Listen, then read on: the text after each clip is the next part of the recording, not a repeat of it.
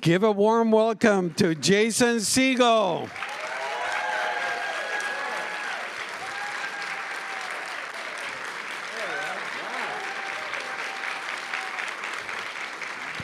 Hi, everybody. And congratulations, it's on. Congratulations Hey, on your everybody. Golden Globe nomination, Best Actor in a thank you. Comedy. Thanks a lot. Well deserved. Thank you.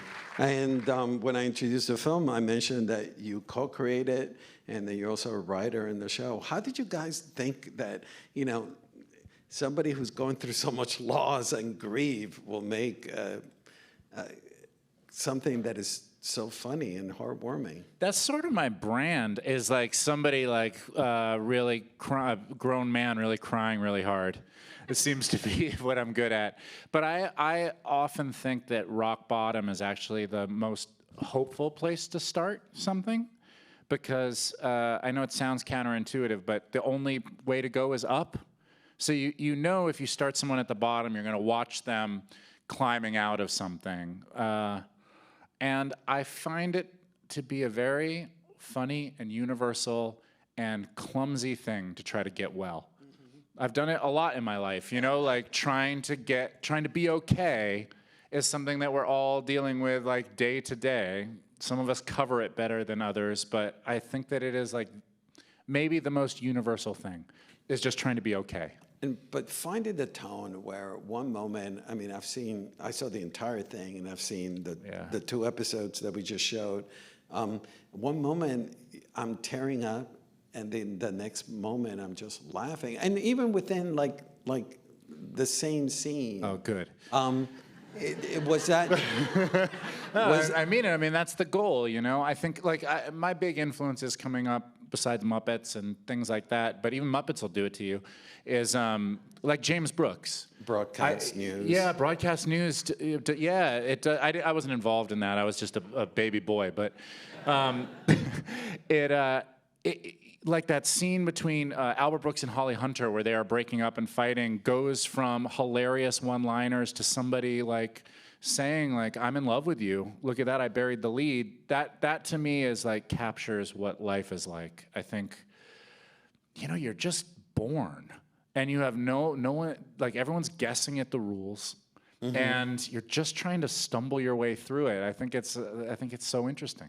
And not only are you dealing with a lot of loss, you know, your wife, but every character, if you analyze, are going through loss. You know, your next door neighbor is going through an empty nest issues. You know, Harrison Ford is dealing with Parkinson's. Every character, is that something that you guys developed, that we wanted to make sure that all of the ensemble dealt with loss in some way? Yeah, well, we were trying to figure out as we were writing it, like, what is a very simple true north for season 1? And so we zeroed in on grief, because we all experience grief in all sorts of different ways. It was actually, we were coming right out of pandemic too, and we realized that we were all dealing with grief in our own way. Not only had people died literally, which my character is going through, but also there was some sense that a force of nature swept through and took something that we were not going to get back, and it was confusing, and there was just a sort of a vacant hole that you didn't know how to make sense out of. Right. And so I think that some of what the show was about for us is like, how do you make sense of this feeling of something being suddenly taken away? Because you have no time to prepare for it, you know? So I think that's, to some extent, what everybody is dealing with in the show, some version of that, including Harrison's Parkinson's. To suddenly find out this diagnosis is something that he's grappling with as well. The heart, in my opinion, of the show is your relationship with your daughter. And I love the fact that we're able to gauge your improvement by how you guys relate to one another. Can you tell us about developing that side of the story? Yeah, well, let me just first talk about Lukita. So when you cast a show, you're supposed to audition a lot of people.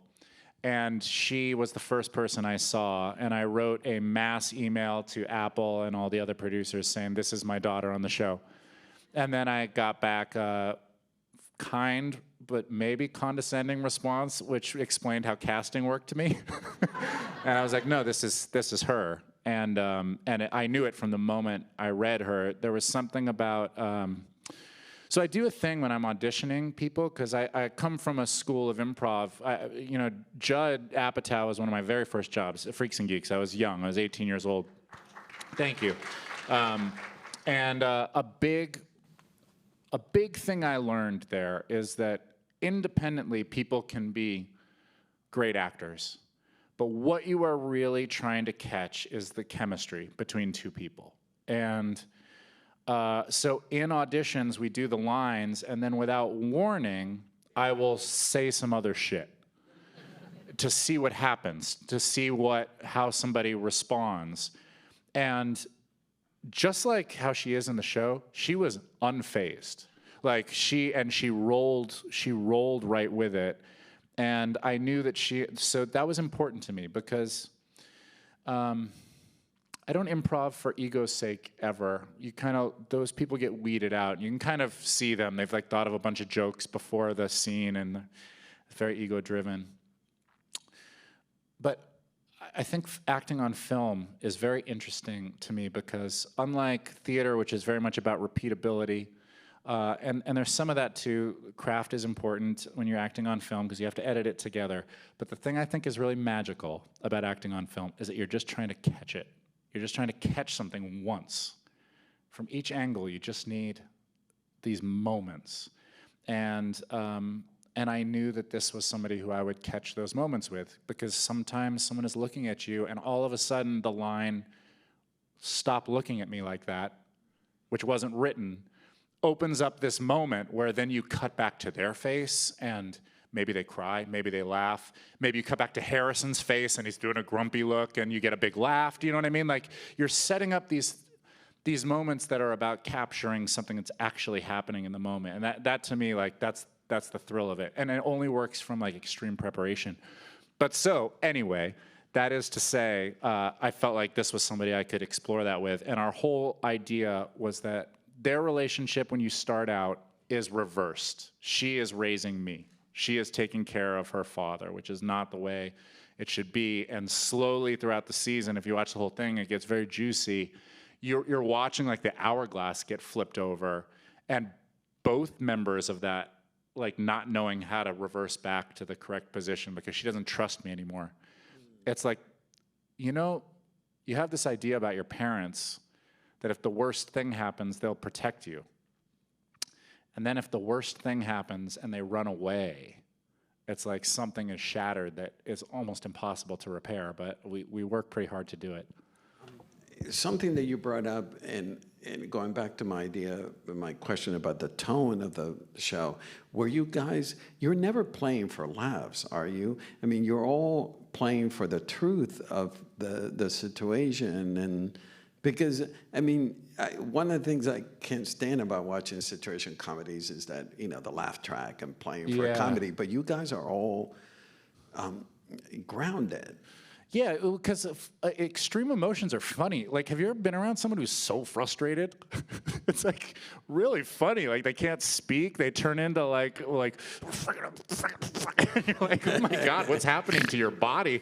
And so I think all of it, I think people experiencing emotions genuinely is the way to do it. I'm with you. Like, I reject when I feel acting. I reject when I feel somebody trying to puppeteer me as an audience member. Right. Because that's what it is. It's manipulation. And I would rather, there's this like other acting style that I find very compelling for myself, which I first recognized in Kermit the Frog, which is when you watch the Muppets, instinctively, Kermit is me. Like, that's who I am in this. And then those are all the people around orbiting Kermit. And then when you become older, it's Tom Hanks or Jimmy Stewart. It's like a surrogate type of acting. And that's what I like to do, is this, I'm not cooler than you. I'm you. Like, watch me. I'll go through this, and maybe by me going through it, it will be helpful to the audience. But I don't watch like James Bond and think that's me. No. You know?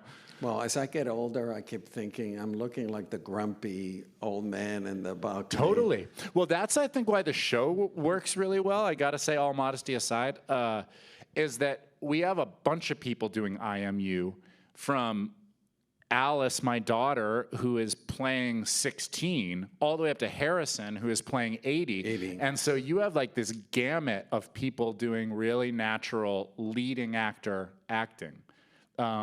There's no wacky friend. Even though Brian feels like my wacky friend, you'll see like he has a really fully realized arc as well. That's why Bill Lawrence is a genius. Is he doesn't Co-creator. Co-creator. He doesn't trivialize his characters. Was there anything, any point during the writing or even the acting of it that like it's getting too dark, we need to reel it back? Yes, except you get to edit. And so I really feel like the last stage of writing is editing. I think my approach is you give the breadth of possibility in a scene. So I give you, this is my approach, I don't know. You give the lightest version all the way to the cryingest version, and then when you get into editing, you get to figure out what you need. Because you don't know yet what scenes are gonna get cut. You don't know if you're gonna end up reordering stuff. You don't know at the beginning of a show, like, who's good yet. You know what I mean? It turns out everybody's good, but you're like, oh my God, look at this guy pop. Look at this person pop. Look at this woman pop. Like, we gave her so little. Start pulling her up. You know, you just don't know until you get in there. And based on what you just said, who was the surprise to you in the show? I think Michael Urie, who was kind of probably going to be a smaller version of a character, comes on and is so wildly compelling. He brings like, talk about a show about grief, and then this guy walks in, he's like this beaming ray of light, and you find out, oh, you really need that. Like, I need that guy. The other thing that was a real like surprise that just like, I feel so lucky, is I did not know Jessica Williams going into this. Yeah. She's amazing. And it is the closest relationship I've had to my dynamic with Paul Rudd since I worked with Rudd. Where, Rudd and I made 5 or 6 movies together. We both kind of openly talk about there is a special dynamic there of knowing, there's like 2 basketball players or something, like knowing what the other person's gonna do, where they're gonna be to set them up to succeed. And there are moments where Jessica Williams and I go too far when we are filming, and the other person is not gonna let them look stupid. They are fucking right there. Pardon my French. Are there any children here? No. Okay. There are just moments where you're like, oh my God, I'm going down with the ship, and you turn and there's Jessica. She's like, I'm going down with you.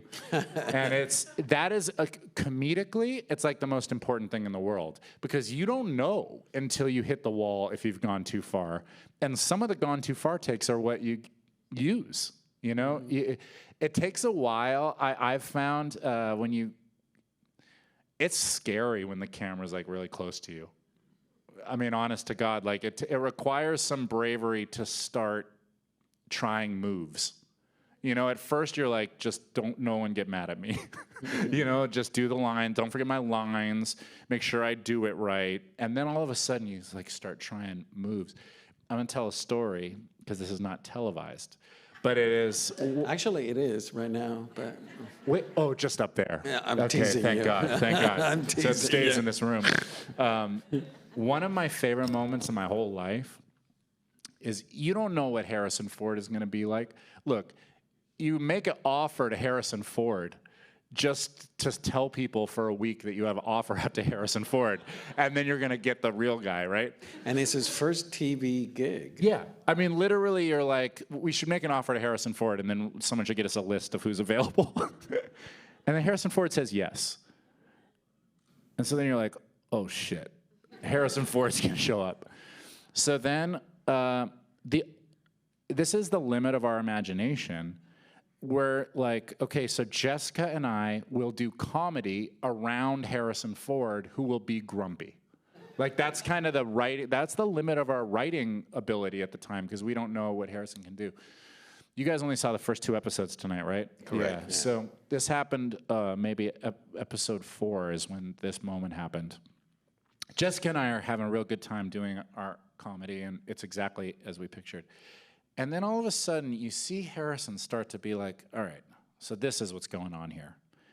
And then Harrison Ford, like, took it for a spin and, like, was doing moves and, like, was getting big laughs and was doing, like, double takes and, like, all this stuff and, like, getting huge laughs.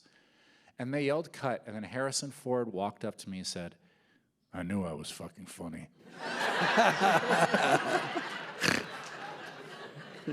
And it's like one of the most precious moments of my life, because I recognize that we all have parts of us that are known only to us, that we wish to be known. I had that when you and I did a conversation about End of the Tour.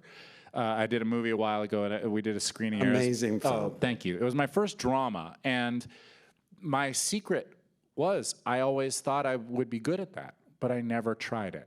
And then all of a sudden I got the opportunity to try it, and there's something very vulnerable and scary about it, because you think you're good at it, but you don't know. And I felt that from Harrison, of like, no one's ever quite let me do this. Or I've never chosen to do this. I'm sure they would have let him do anything, but he never chose to do this, and he's so funny in it. He's so funny. But you get to do both in the show. Yeah. You're able to dig deep with drama, and then you have your lighthearted comedic moments in it. Yeah, I mean, I had a twisty-turny life in that I was doing,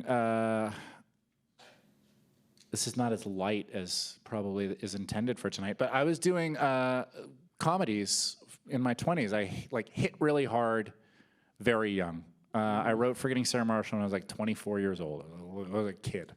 Yeah. And oh, thank you. I appreciate that. But and How I Met Your Mother was happening at the same time. And thank you.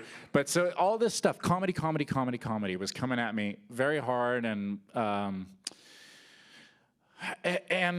How I Met Your Mother ended, kind of naturally our era of making romantic comedies, or like dude hanging out comedies, kind of like was coming to its natural end. And I reached a period at like 31, 32 years old where I felt very scared, and maybe like the best part had happened. And okay, now I guess I figure out how to stretch this for the rest of my life, like this success that I had. And then End of the Tour came to me, this little drama, and I felt differently about acting than I had felt. And then I just took a really slow, prodding approach to my career and just tried to do movies I cared about for like 7 years. And I had been working so consistently. All of a sudden I was doing 1 movie a year, like a little independent movie. So that takes like 5 weeks. So most of my year I was just like scared. Is it done? Is it done? Will I find another movie? But I was asking people questions. I was taking movies with people I admire, and I was starting to fill up this other tool bag is not the word I want to use, backpack of skill. I was like slowly acquiring this other skill, because it's just a learned skill and craft. So then when this show came along,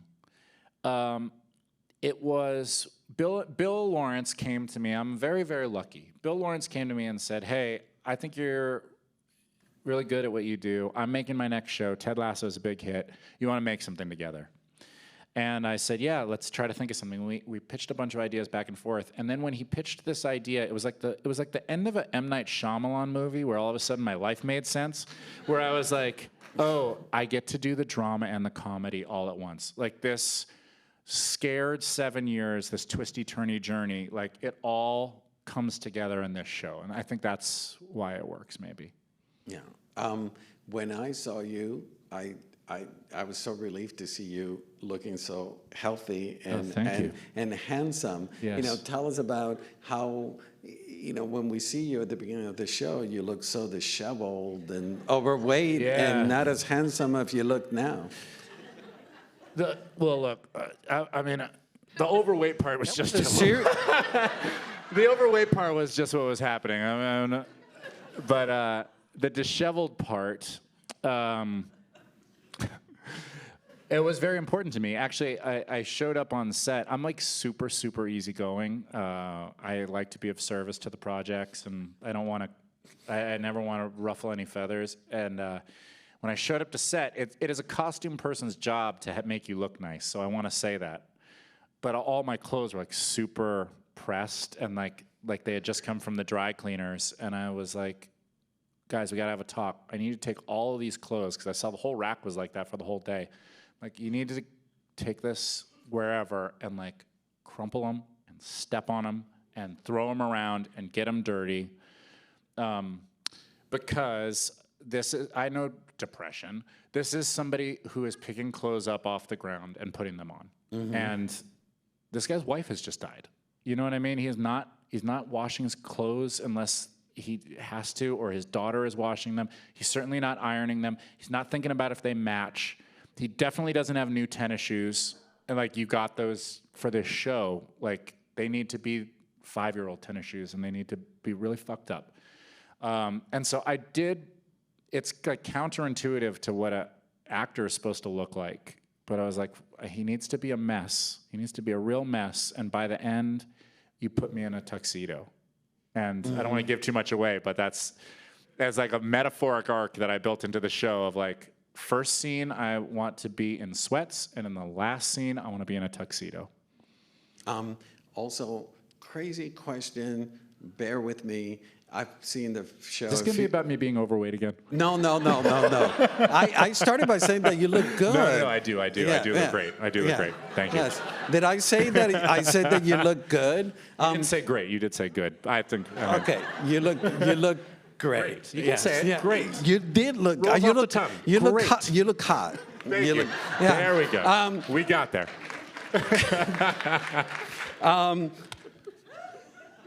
I notice that there is negative space on the screen. Like there's always when we watch the show. Did you actually notice this, or did you? This is a real question. Did you read this? No, I watched the show. Okay, this is what's that?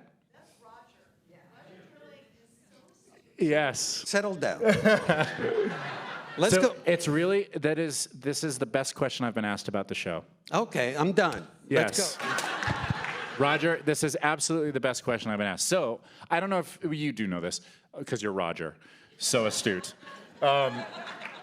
James Ponsoldt, who directed End of the Tour, directed our pilot. So he and I have a very intimate relationship. And we're gentle boys. And it was, for as hard funny as we needed this to be, James and I also have a very special emotional connection. And one of the things he thought of, which will change as the show goes on, but he did it in the pilot because he's a genius, is it is always supposed to feel like someone's missing from the frame. Correct, yeah. I mean, you're at the edge of the frame, and every time, there's like this whole big void on the side. Yeah, because my wife is dead.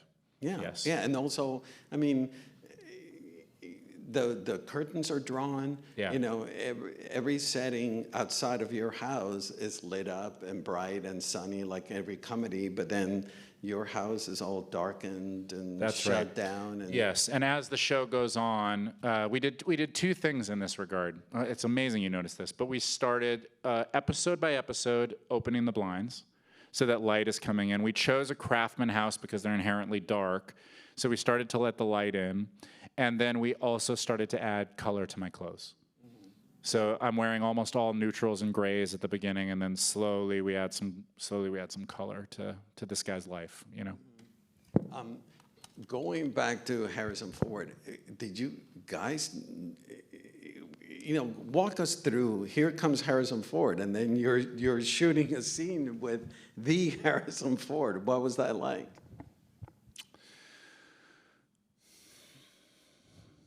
You want the most honest answer to that question? You look hot, by the way. Thank you. Thank you. You are astute. I have a brain that, since I was very young, wants to tell me that something is wrong. Wants me to feel as though impending doom is around the corner. It's not going quite right. I sympathize. Yes. One of the great gifts of my life is that it is almost impossible for me to stand across from Harrison Ford doing comedy and have that voice win. It feels very much like you're gonna have to face reality, kid. It worked out. And it's like one of the best feelings I've ever had in my life. Oh, Yeah. that's great. And I mean, if you watch the very first episode, I was just blown away by his commitment, the physicality. Even before we know that he has Parkinson's, he's telling you that. I mean, something really amazing happens. So you really learn what power over a set the people at the top on the call sheet have over the tone of something. And it is true. I know that it would be true for everybody anyway. Our cast is the fucking best, truly. But I'll tell you, I really am obsessed with prep. You and I talked about this. I show up really fucking ready to go. I'm like, here we go. We're going to kill this scene. It's almost like an athletic mentality. Like, we are going to destroy this scene. Harrison Ford, who could show up any way he fucking wants, shows up, I'm here to kill this scene. What other option is there after that?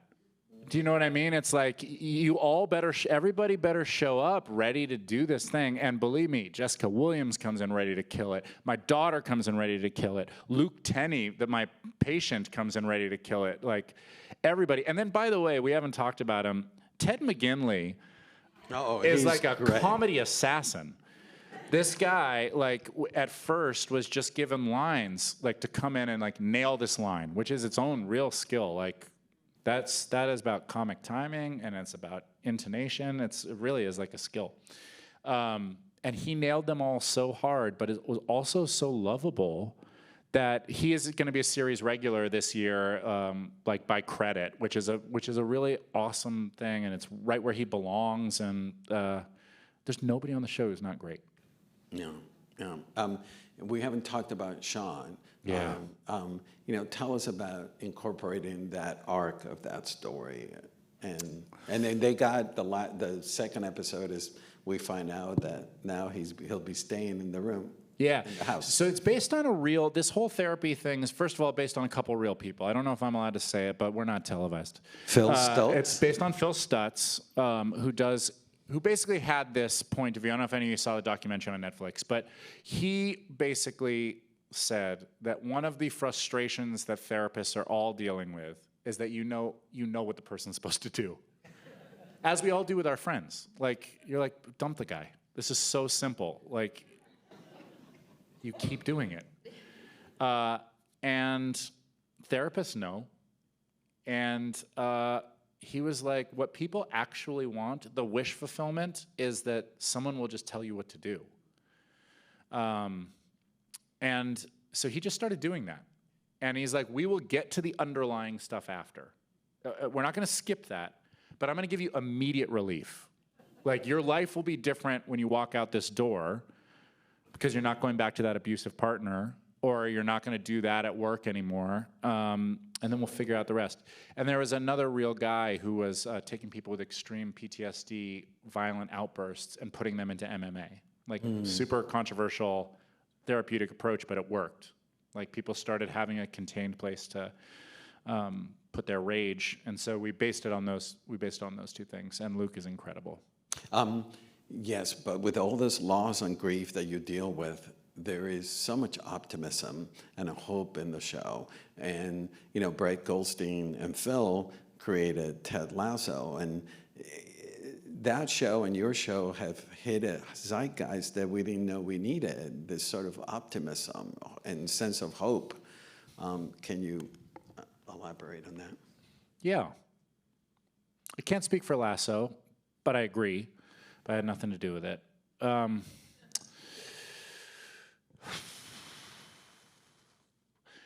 pretty hopeful. You know what I mean? And despite feeling ways I don't like to feel, despite that I have to do a bunch of work just to get to 0 every morning, I'm like, God, why do I have to use all these fucking tools? You know what I mean? Like, and, but I still fundamentally think, I fundamentally operate from this premise that we are like all really, really similar. Super, super similar, all going through the same stuff, trying to make sense of it. And we've had different life experiences that are making us deal with it all certain ways. But I think like, I think that a kid getting the bicycle he wants for Christmas probably feels like emotionally very similar to somebody winning the lottery. I think like our experiences of joy and grief and loss and sadness are all, I believe they're all similar, and that's why art works. If they were all different, art wouldn't work because one person's experience wouldn't relate to other people's experience. But the emotions are like, for me, they're so visceral. I feel them like 1.5 times the amount you should, and it makes life a little painful, but it makes art super fun. Bless you. Thank you so much, Jason, for being here. Oh, thank you. What an honor to have what you. an honor to talk to you. This was the best interview. Oh, Yeah. yeah, awesome. Well, thank you, everybody. Thanks so much for coming out, everybody. Watch the rest of Shrinking. Yeah.